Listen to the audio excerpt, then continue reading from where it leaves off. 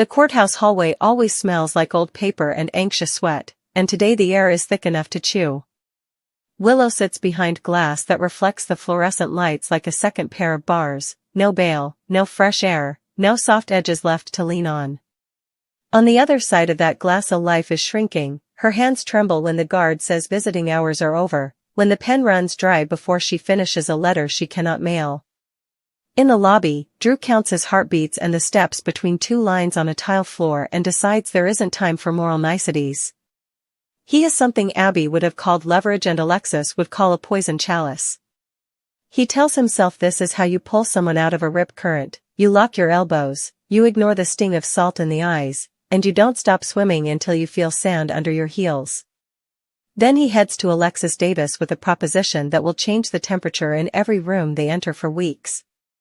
Alexis is in the office that is both newsroom and confession booth, red pen and ethics code sharing desk space with coffee rings and court citations she still can't help reading for pleasure. She's already heard that Willow was denied bail. Everyone has heard, because Port Charles is a village masquerading as a city, and she has already built 3 arguments in her head for an appeal, 2 clean and 1 complicated. She has also promised herself she will not be pulled back into litigation as if the law were a magnet and she were a nail. Drew knocks the way people knock when they've rehearsed the speech and are afraid a soft rap will make them rethink it. He comes in without a coat, a man who looks like he left something valuable somewhere and can't remember where. She tries for charm, but he's not here for charm. He's here with an offer he calls his last, the kind of line that's supposed to hurry you along, but in this town it only makes people read the fine print twice. He lays it out with military crispness. Willow needs a new attorney, someone with spine and clarity, someone who can command both a jury's attention and a judge's respect. Alexis is that person, and Drew wants her in the chair yesterday. In exchange, he will tear up the restraining order that has kept Scout's world pruned down to the people he deems safe. He will open the door he slammed, allow the little girl with his stubbornness and her mother's eyes to visit family without legal landmines underfoot.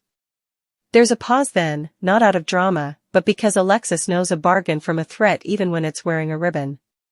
He emphasizes the clock. Time is running out, he says, as if time isn't always running out. He calls it his final offer, which is only true if she refuses. If she doesn't, it becomes precedent. Alexis studies him the way she studies language: what is said, what is implied, what is omitted because saying it out loud would set something on fire. Represent Willow, he asks, and the restraining order vanishes into shredder confetti. Fight for an acquittal, and Scout gets to be a child around the people who love her rather than a pawn in a game grown-ups play when they've forgotten the rules have consequences. The subtext is bright enough to read without glasses. He wants not just a defense, but a victory, and he is willing to buy it with access to a child. Alexis hates the way her pulse jumps at the mention of Scout. She never wanted to be the kind of grandmother who bargains for bedtime stories. But the law is a living thing to her, an animal that must be fed the right arguments at the right time or it will bite, and the case against Willow has been allowed to grow fat on innuendo and neglect. She can see the weaknesses in the prosecution's scaffolding, but she also sees the risks, and she cannot ignore the dirty taste that comes from trading representation for relief in her own family. She asks the question that matters. If she takes this on, is he prepared for the fallout? He thinks he is. People who've served time often mistake endurance for immunity. He insists he's not extorting, he's aligning incentives. He doesn't see the difference because he can't afford to. Alexis hears herself say she will consider it and immediately knows consideration is another word for yes with an asterisk. Her conditions are not for him but for herself. She will argue the law as written, not the story as rumor. She will treat Willow as a client, not as a symbol, and she will accept that helping one woman might cost her standing with others. Then, because she is both a mother and a lawyer and hopelessly human, she adds that any move on Scout must be unconditional. Drew flinches, only a fraction, but enough, and nods the nod of a man who suspects he has given away more than he meant to and will have to live with it. The deal is not signed, but it's alive, and both of them feel it breathing between them. Outside the courthouse, Lulu stands on the curb with a journal under her arm and too many questions inside one skull. Once upon a time, words saved her, then they silenced her, now she wants to see if they can save someone else. She remembers Willow before headlines turned her into a cautionary tale, remembers the decency that didn't ask for applause, the quiet grace under fluorescent hospital lights. Lulu tells herself she is not naive, she's a reporter who knows that stories do not rinse people pure. But she also knows that narratives are crowbars that pry open closed doors, and there is a door in the court of public opinion with Willow's name on it. She drafts a pitch, not an exoneration, not a puff piece, but an excavation of context, a map of the terrain in which decisions were made, errors compounded, and remorse grew in soil salted by fear. Her pen moves fast, her conscience moves faster. Lucas finds her before she files so much as a comma. He is tired in the way healers get tired. It's not the hours, it's the heartbreak. He asks her, gently at first, whether she understands the weight of what she's about to do. A sympathetic profile is pressure on the scales, he says. A sympathetic profile is a key someone else didn't earn. Lulu answers that telling the truth isn't cheating, and he asks whose truth she's decided to amplify. The argument slides past civility without ever turning cruel, because they're both too smart and too bruised to forget why they love this town in the first place. Lucas warns that good intentions can crack the foundations of justice as effectively as malice when they are driven through the same fault lines. Lulu counters that justice without mercy is a machine that grinds fine and grinds people into dust. They part with an embrace that doesn't reconcile anything but refuses to end the conversation, and in that refusal is a kind of peace. Meanwhile, across town at the Quartermain mansion, an inheritance of feuds continues unbroken. Portraits glare down from gilded frames at living family members who refuse to act like oil on canvas. The party was supposed to be civilized. Someone always says that before the orchestra plays too loud and the truth spills like champagne. Veronica Bard, Ronnie to those who think nicknames make intimacy where none exists, has been prickling at the edges of this household since the day she arrived, and Tracy has made it her personal hobby to test every seam. There is a line between hazing and harassment, and perhaps it was crossed when a glass tasted off and Ronnie started misfiring words like a spark-spitting wire. Spiked is the whisper that travels fastest through rooms like this, because it codes for both scandal and deniability. The liquor was tampered with, or the soda, or the reputation, take your pick. Ronnie lurches from barb to accusation, a woman who refuses to be humiliated without trying to share the feeling. The insults sharpen until they sing.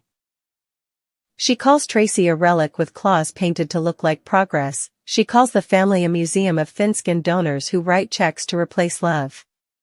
It's artful and ugly, the kind of tirade that would bring down a lesser room. Tracy, who has survived more actual wars than half the guests have read about, does not wilt. She reaches for the nearest pitcher. The house staff will later insist it was soda, though memory is a watercolor when the adrenaline hits, and lifts it just enough for light to catch on the ice. Don't, Ronnie says, hands up, decorum forgotten, fury fully clothed. Don't do that. Her voice carries, the way fear always does when it dresses itself as command. And for a second the room is tableau, one matriarch poised like a statue given motion, one challenger braced to be baptized in carbohydrates, and a ring of witnesses leaning forward because the human heart is drawn to the edge even when it knows the fall will be messy. What precedes a splash is a history lesson. Tracy does not pick fights she cannot win, but she sometimes forgets that winning can be the most expensive outcome. Ronnie does not back down because backing down is what sent her into the cold years ago, and she swore never to be shoved aside again. Whether her drink was actually doctored matters less to the dynamics than the fact that someone wanted her off balance. Whether that someone was Tracy or a proxy or a ghost from a different feud is a question that hangs over the canopy tray like a storm cloud. Ned tries to cut the tension with a joke that dies halfway through its own punchline. Brooklyn reaches for a hand that is not there to steady this moment. Monica's name is invoked as if her memory could act as a referee, as if the dead have time to keep the living from making fools of themselves. The household staff moves like chess pieces, clearing potential projectiles, replacing anything breakable with its dull twin. And yet nothing breaks. Because elsewhere, the universe has already decided what will shatter tonight. A phone chimes in Drew's pocket with a text that reshuffles the deck. The hearing has been advanced. no reason given, just a new time that admits no dissent. He and Alexis look at each other and understand that the clock they thought they were setting now belongs to someone else. Lulu files a softer lead than she planned, then sits and wonders if she made it easier for a judge to imagine Willow as more than a docket number or if she made it easier for a juror to dismiss facts in favor of feelings. Lucas returns to the hospital and hands a tired kid a cup of water and thinks about all the ways the system fails in increments rather than catastrophes. Back at the mansion, the tension finds release not in a dousing but in a sharp exchange of promises. Tracy swears that if Ronnie continues to turn grief into a game she will end the game. Ronnie vows that if anyone in this house tries to bury her with reputation, she will claw her way out and take a few beloved lies with her. In the quiet after, rumors proliferate the way mold does in a damp room, fast, fuzzy, and dangerous if left alone. Some say Tracy meant to throw but reined herself in because she remembered she likes her clothes. Some say Ronnie staged the whole stagger to paint herself as a victim, to secure sympathy in a family that distrusts anyone who doesn't speak fluent Quartermain. A smaller, meaner contingent wonders if the spike was self-administered, if chaos is a ladder someone is climbing right now.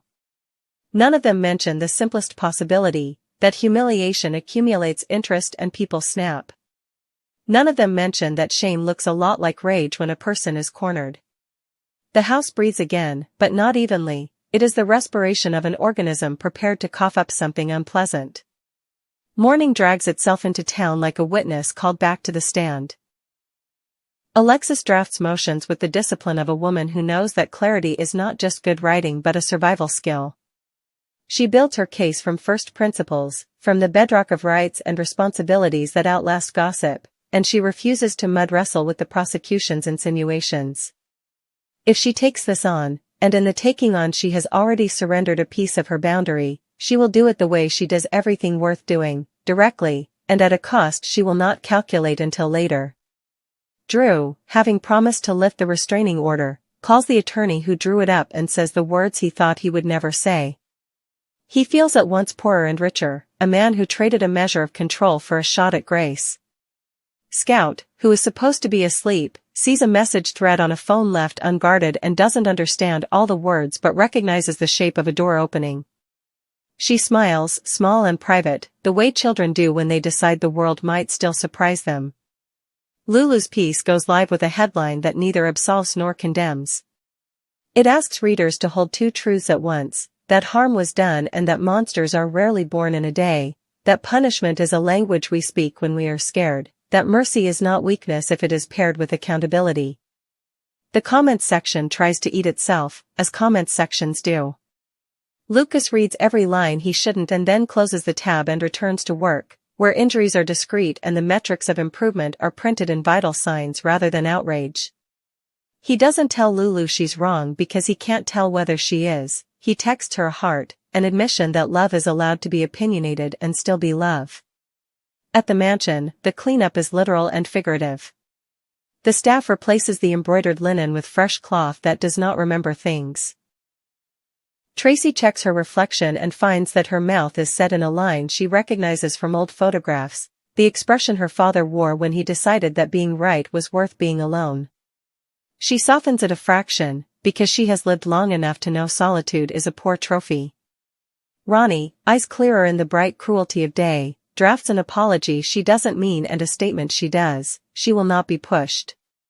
It is both contrition and declaration, and it will land badly with everyone who hates a woman unwilling to stay grateful for the crumbs she's thrown.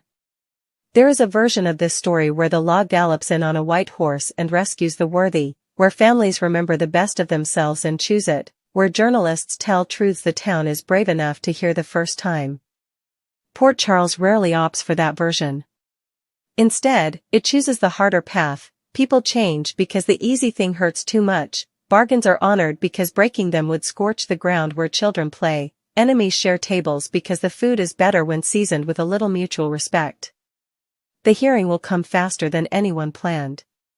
Alexis will stand, spine straight, and argue not for perfection but for proportion. Drew will sit 2 rows back and understand that he has never been less in control and never more responsible. Lulu will take notes on the tremor in Willow's hand and the way a courtroom goes silent when a person tells the truth even if it won't save them. Lucas will hover near the back, a physician in a place that wounds differently, ready to catch whoever falls when the verdict lands wrong. And at the Quartermain mansion, the echo of last night's almost explosion will crawl into the walls and set up camp. The portraits will keep their counsel. Somewhere in the house, someone will find the glass that tasted wrong and ask themselves whether the ruin it nearly caused was the point or the price. The household will pretend to move on because that is what households do, but every raised voice will make people flinch, and every poured drink will make someone count the seconds between swallow and regret. The feud is not finished, it has only learned new choreography. Whether the pitcher ever tips in some future moment will depend on 100 small choices made by people who think they're not being watched. For now, the town holds its breath. Deals have been struck that no one will admit are deals. Stories have been told that will be called manipulations by the people they challenge. Old families have reminded everyone why they are both envied and pitted. A woman waits behind glass for a lawyer to say her name like a lifeline. Another woman sharpens her arguments into implements of rescue. Somewhere a child presses her face to a window and imagines a weekend that includes pancakes and the adults who matter most without anyone checking a calendar labeled approved. In a city where the past is never quite past and the future is always arriving early and uninvited, it is enough, for the length of a heartbeat, to believe that the next door to open might lead to something better than the rooms we've been circling.